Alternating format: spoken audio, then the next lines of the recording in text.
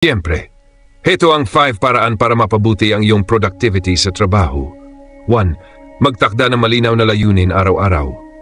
Ang pagkakaroon ng malinaw na layunin ay nagbibigay direksyon at focus. Paano? Isulat ang 3 pinaka-importanteng gawain kada araw.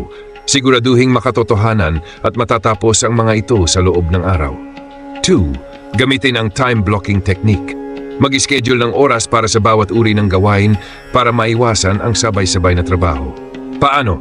Halimbawa, 9 to 11 a.m. para sa deep work, 1-2 p.m. para sa emails. Iwasan ang multitasking habang nasa block ng isang gawain.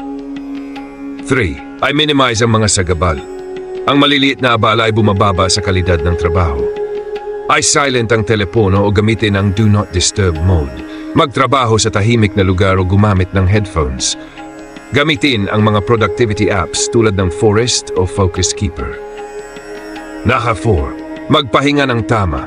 Hindi ka magiging produktibo kung pagod ang utak. Paano? Gumamit ng Pomodoro technique. 25 minuto trabaho, 5 minuto pahinga.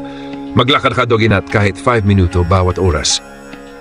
Ayusin ang workspace. Ang malinis at organisadong lugar ay nakakatulong sa malinaw na pag-iisip. Itapon o itabi ang mga bagay na hindi kailangan. Gumamit ng organizer o filing system para madaling hanapin ang gamit. If you enjoyed this video, don't forget to like and subscribe to my channel for more content. Thank you so much for watching.